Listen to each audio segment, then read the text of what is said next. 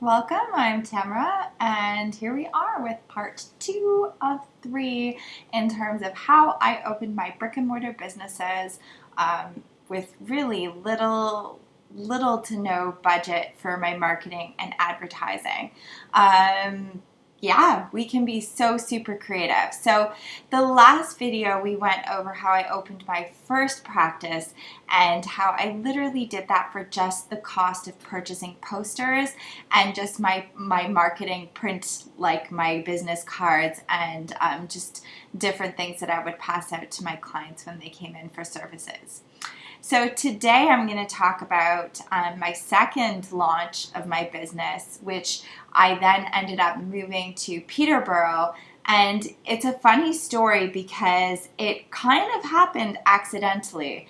I went looking for a treatment space in a collective that was in this big building downtown Peterborough. And actually, the lady that showed me the room encouraged me to then lease the other half of the building.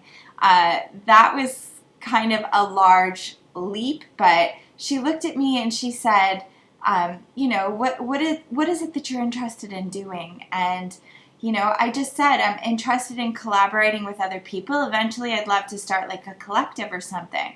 And she said, well, if we just go through these doors over here, actually, we've got, this whole other side of the building. And you should just lease the building.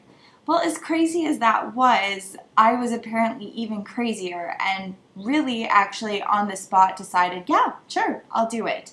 And this is something that I only kind of tell after the fact. Usually I'm one of those people, and I think that a lot of business people that end up doing well in their field will tell you the same thing. There's just an intuition. You follow your gut. There's a hunch. Some things just like with every fiber of your being, for some strange reason, it's going to work. And I don't think it's some strange reason. I think it's actually the success of my first one, trusting my intuition the first time, and just being willing to do whatever it takes and work really hard to be able to bring my vision to life.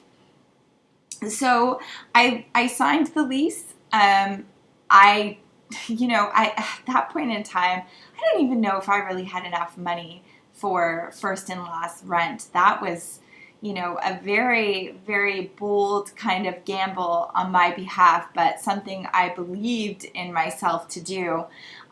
So I quickly started to think like what I wanted for this vision. And I thought about a couple people that I wanted to participate with me, and one of them was a psychotherapist in town, and I knew she had her PhD, so I thought, no matter what, she's going to be super credible. I wonder if she would be interested in working amongst me. Plus, doing body work, you expose a lot of people to emotions that surface, and I thought that would be fantastic opportunity to have somebody else in the clinic that would be able to help people more emotionally. So I got a psychotherapist on board. Then I hired another lady that could also do massages alongside me, so aromatherapy and hot stone and relaxation.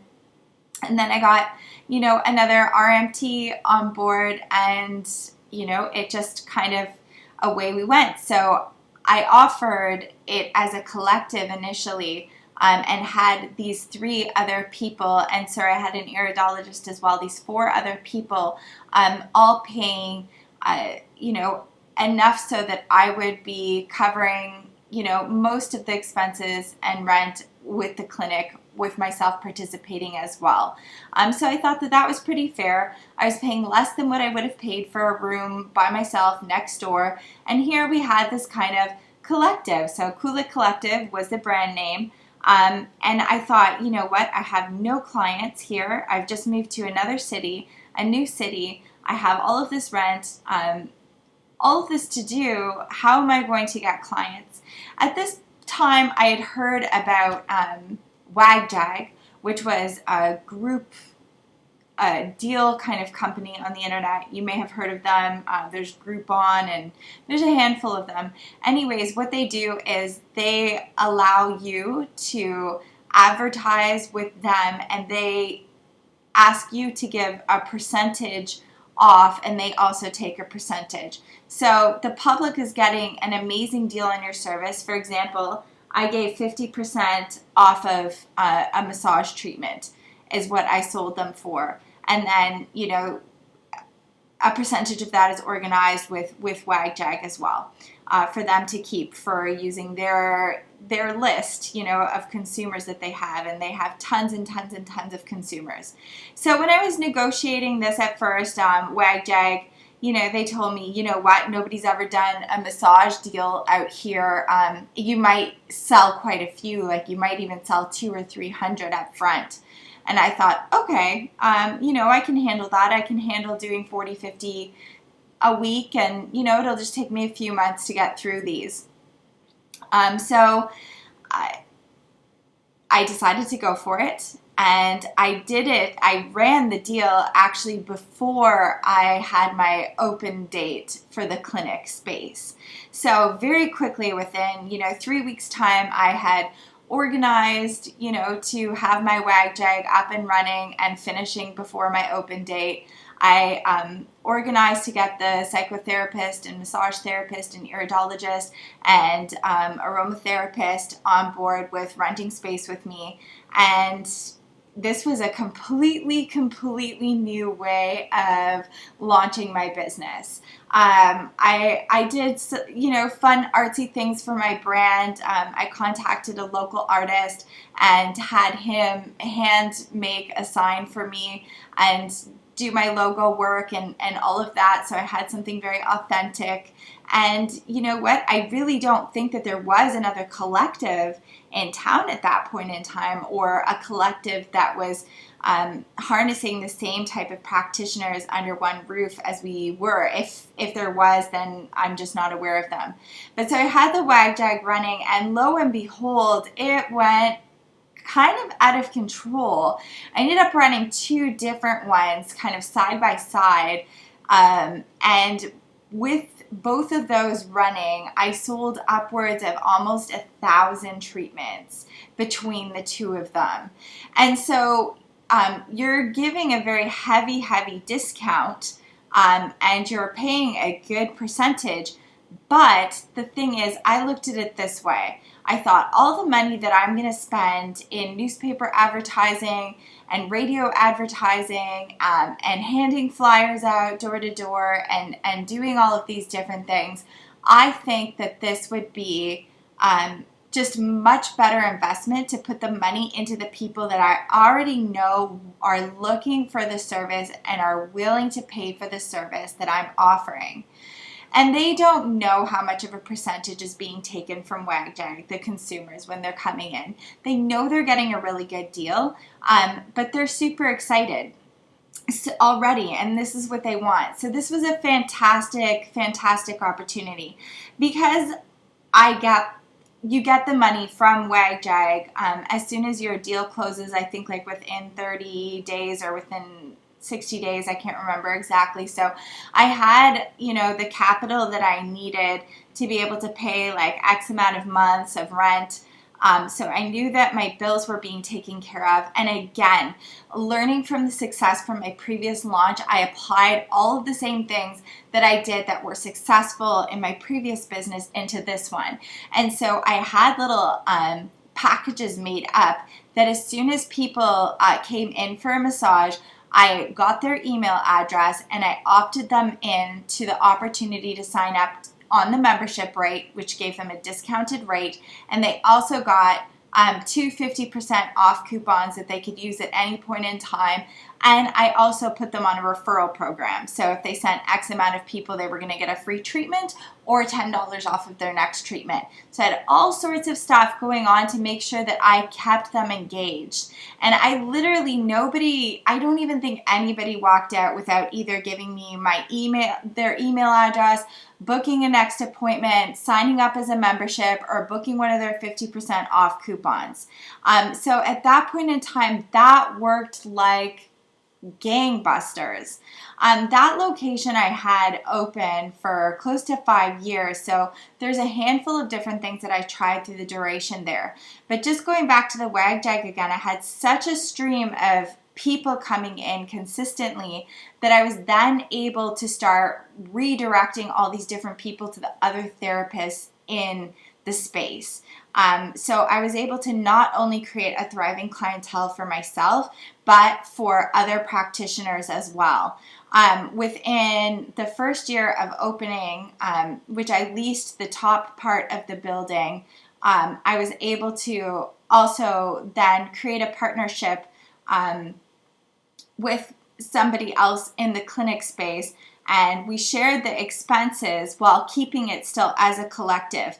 And what we did is just expanded downstairs and created the one floor as a bodywork clinic and the top floor as a therapy clinic. So ended up getting a couple more counselors upstairs, a total of three more counselors upstairs. So there's 4 counselors upstairs sharing treatment rooms, all paying rent. So they were part of the collective.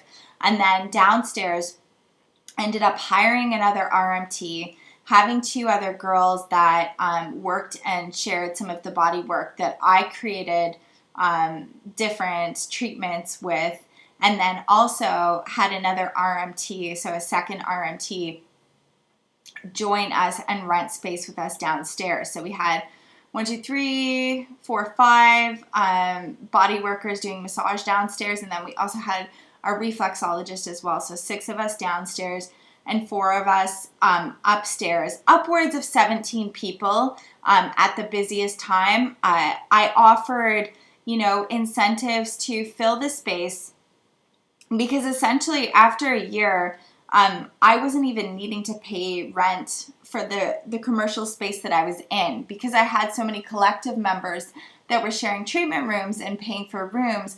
It left me and my partner without actually having to pay rent in that space, which was fantastic and gave us a lot of freedom. But I didn't charge what most people were charging. I understood that one of the problems that people had for growing their practice was that overhead was really high and they were just starting out, and they also didn't have, marketing background. So I was able to put some of my energy into kind of guiding and creating a one-stop website that harbored everybody that was in the collective and gave their bios and their links and everything.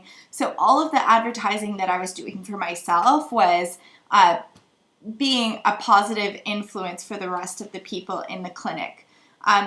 So I had that. I had the collective members basically covering the rent of the space. Plus it allowed us to kind of offer everything under one roof. There was a big thing for me. I didn't want any drama, no drama. So all of the people that were working in that space, there was, just a silent rule of there being no drama and people needing to be very respectful and understand that the energy needed to be kept in a place that it felt like it was healing for everyone that was coming in. And it needed to be healing for the practitioners as well. So that was a real big thing for me. What else did I do? As the years went on, I played around with different things. For example, I did do some trades and payment for upwards of $4,000 in radio advertising. I would have to say that was my first total flop.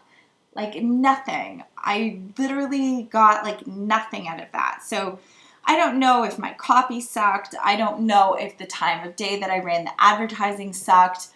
What I think it is mostly is that for that type of thing to use radio, unless you're running it repeatedly over and over and over again, that's something that needs to be heard a number of times before it kind of sinks in for people. Sorry, I need water and I didn't get water before recording this. So the radio advertisement was not overly successful for me. How did I deal with the craziness of having 1,000 people purchase upfront treatments from me? It almost killed me, and it almost killed my business before it even began, because I just did not have the capacity to be able to be working with all of these people and answering phone calls and doing all of these treatments and setting them up everywhere. It was kind of a mega disaster in terms of reception for quite a while for myself, and leaving long-winded answering messages on my machine saying, thank you for contacting us because of the extremely high volume. May take upwards of 2 weeks before I can even return your phone call to get you even booked in, probably for an appointment like 3 months from now.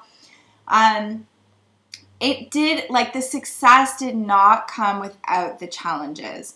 I will tell you that much. I worked like crazy, and there was days where I literally thought I was going to drop, like just completely drop, that I couldn't do it anymore. It was so busy so quickly.